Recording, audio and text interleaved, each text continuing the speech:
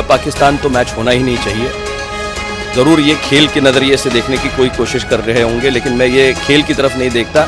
जिस इमोशंस के साथ जो प्रहार देश के लोगों पे हुआ, जिन्होंने जो बेकसूर लोग थे उन्होंने अपनी जान गंवाई, जो हमारे सेना के जवान आज भी सीमा पे अपनी रक्षा के लिए अपनी जान गंवा रहे हैं।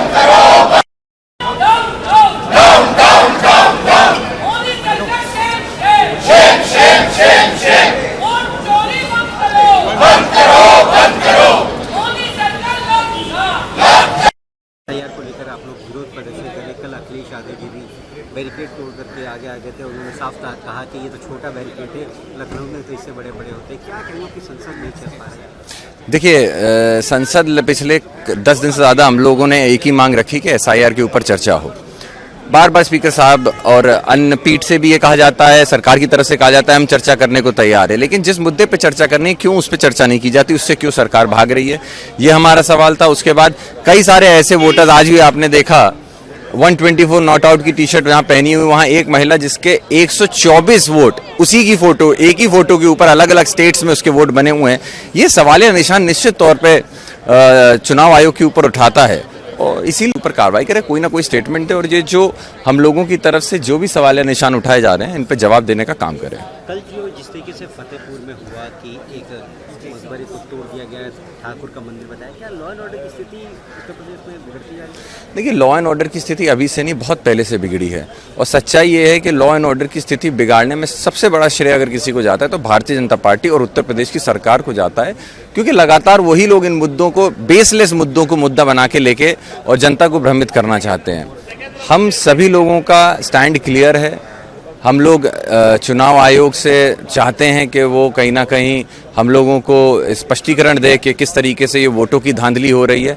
ये डेमोक्रेसी की बात है, ये बहुत बड़ा डेमोक्रेसी की हम बात करते हैं। इस देश का सबसे बड़ा चुनाव, 1,35,000 करोड़ रुपए जनता का पैसा खर्च होता है चुनावों के ऊपर। क्या वो पूरा पैसा इस तरीके से बहाया जा रहा है? हम तो यही मानते हैं कि इस पैसे की पूरी तरीके से बर्बादी हो रही है। जब चुनाव ही निष्पक्ष नहीं हो रहे तो वो पैसा भी पूरी तरीके से बर्बाद हो रहा है। एक आखिरी सवाल ये कि SIR को लेकर आप लोग प्रदर्शन कर रहे हैं, दूसरे तौर पे क्योंकि 2027 में उत्तर प्रदेश में भी चुनाव है और आपकी बड़ी पार्टी है, सेकंड नंबर की लार्जेस्ट पार्टी है, अगर ऐसा ही रहे तो क्या चुनाव बहिष्कार करने की भी सोचेंगे? जिस तरीके से तेजस्वी यादव ने भी कहा है। देखिए, तेजस्वी जी ने जो वहाँ किया वो उनकी पार्टी का एज ए लीडर उनका और उनकी पार्टी का स्टैंड है। हम लोगों की पार्टी इस पे क्या स्टैंड लेगी ये आने वाला समय बताएगा, लेकिन निश्चित तौर पे इसकी आवाज़ हम अभी से लेकर 27 तक लगातार उठाते रहेंगे जब तक ये त्रुटियां ठीक नहीं कर लेगी सरकार। हम लोग चैन से नहीं बैठेंगे और ये दिल्ली के अंदर सिर्फ एक आदरणीय अखिलेश यादव जी ने शुरुआत की है।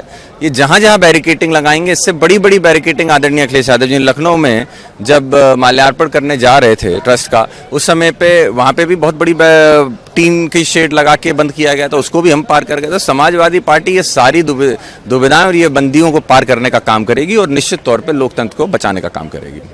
Thank you.